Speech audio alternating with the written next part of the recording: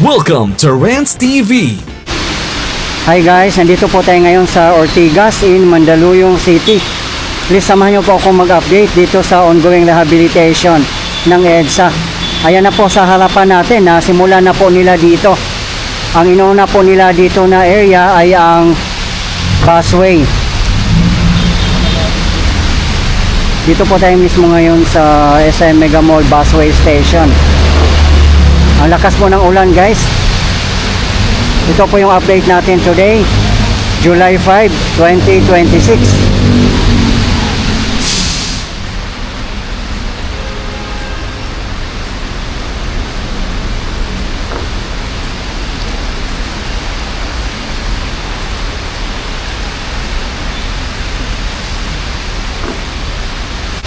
First coating pa lang naman po yata ito, kaya manipis pa siya.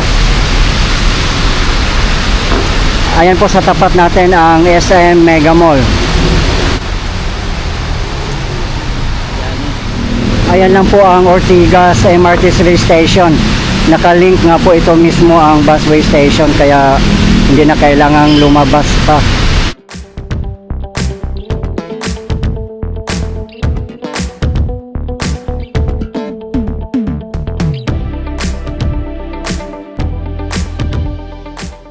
Yung nga lang guys, nababasa lang dito, lalo pag malakas ang ulan at mahangin. Sa northbound pa lang po ang inuuna nila ang paglalatag ng asphalt.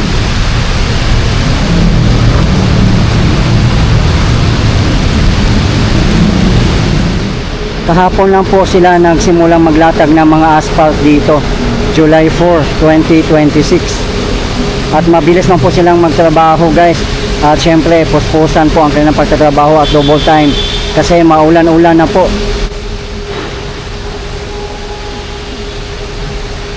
Papunta na po ito hanggang Cubao in Quezon City. Yan po ang phase 2 ng EDSA Rehabilitation and Repairs. Yung phase 1 naman po ay matagal na pong natapos, from Rojas Boulevard in Pasay City up to Guadalupe in Makati City. Ang ginagawa na lang po doon ay mga sidewalk, both direction, north and southbound. Ito po yung modern busway station. Yan, meron yung escalator dito. Yan yung southbound at ito naman yung northbound. Hindi gumana yung escalator ngayon. Siguro pinatay nila dahil maulan. At meron na pong glass panel pala dito nakalagay. Ayan po.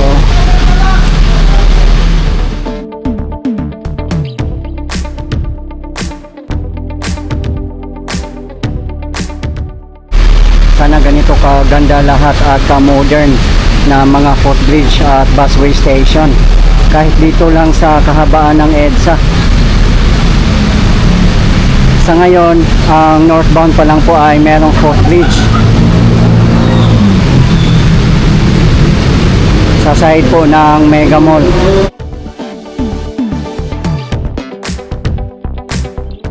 Ayan, kahit dito pala guys, so meron na rin glass panel. Pinatay po nila yung escalator kasi nga maulan-ulan, pumapasok po ang tubig. Ayan po ang southbound na mga carousel buses.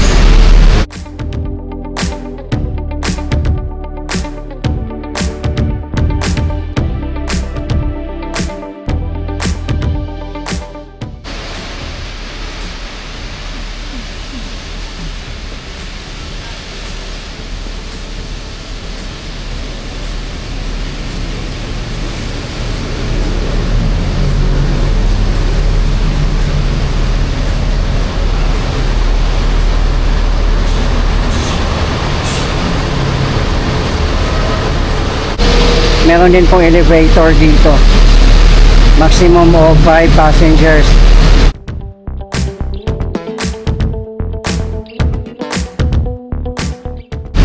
Yan, makikita po natin dito na hindi pa nasimulan yung footbridge dito sa may southbound.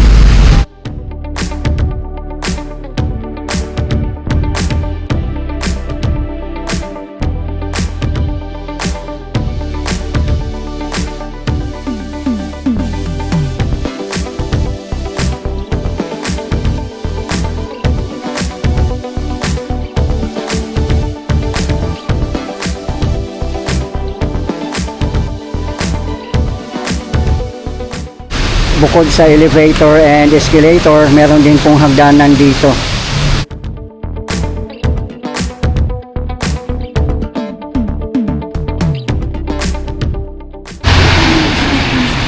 Ayun na po sa unahan natin ang Shaw Boulevard MRT3 Station or closing. Walking distance lang po kung galing dito.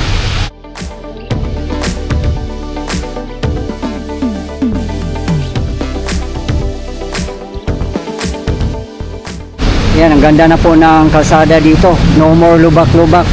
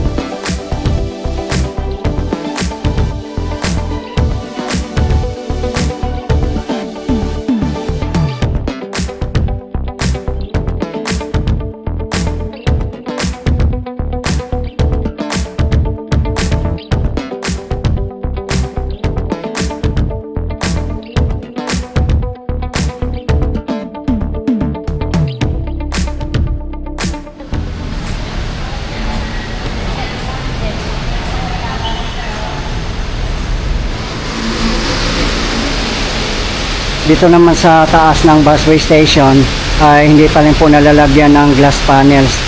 Kaya pumapasok pa po ang tubig dito pag umuulan, katulad po ngayon. Pero dyan sa may banda sa mga escalator ay nalagyan na po ng mga glass panels.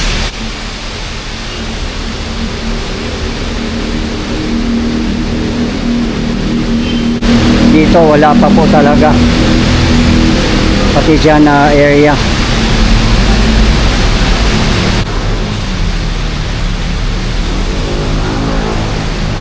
Napakaganda na po yung tingnan dito na side kasi may nakalagay na mga glass panel.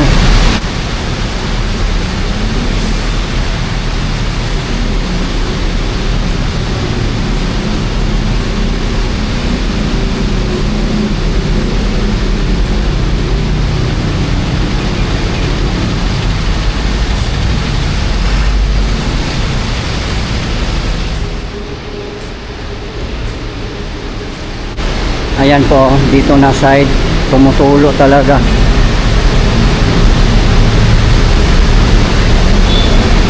Dito naman may glass panels na kasi gilid po ito ng escalator.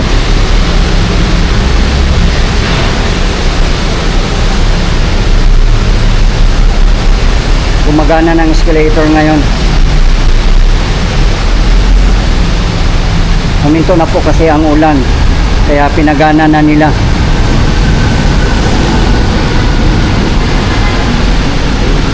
Ayan o, dito banda, grabe, lakas ng tulo. Kaya basang-basa po dito.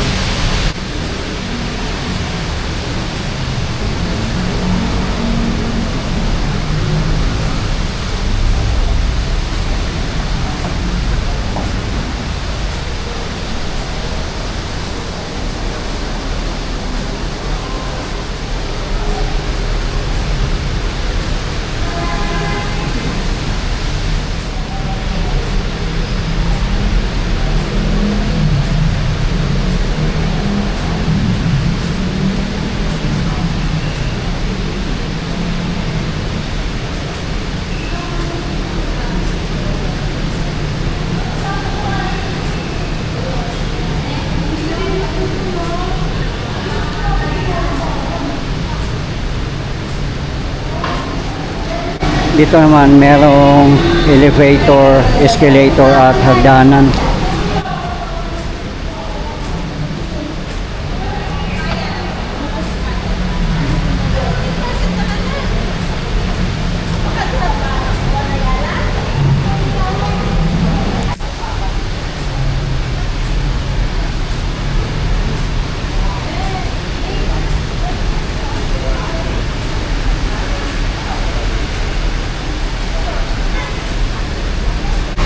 Kung maghagdanan kayo papuntang SM Mega Mall, dito po dadaan, lalabas po, kaya kung umulan mababasa din po dito.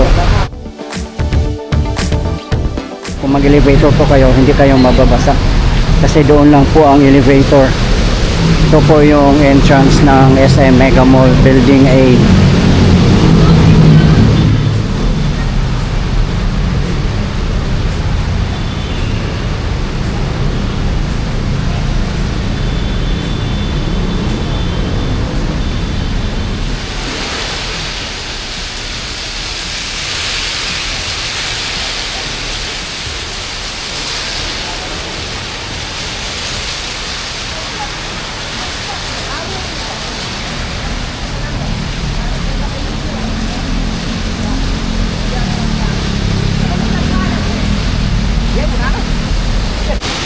Yung sidewalk naman po na to ay nakalink po ito diretso sa MRT station ng Ortigas.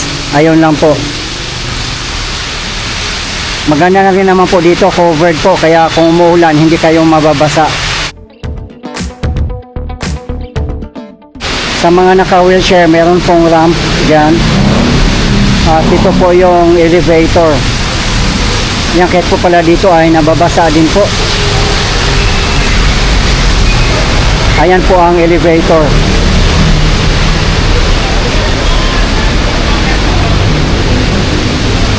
At ito na po ang main entrance ng Mega Mall Building A.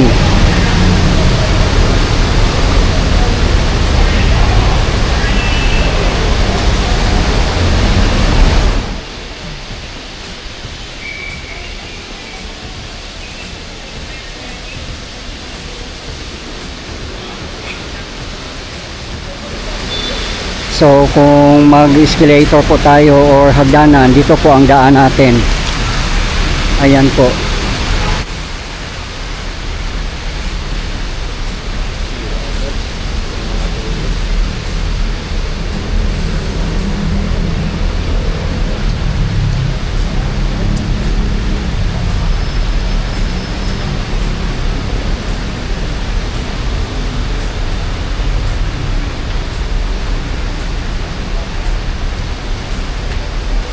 Okay guys, ito po yung latest update natin ngayon dito sa ongoing rehabilitation ng EDSA as of today, July 5, 2026. Maraming salamat po sa patuloy yung suporta at panonood ng aking mga videos. I really appreciate po. At hindi po ako magsasawang i-update kayo, lalong-lalo na po sa mga government infrastructures. Mabuhay ang Pilipinas. Okay guys, thank you for watching and keep safe everyone.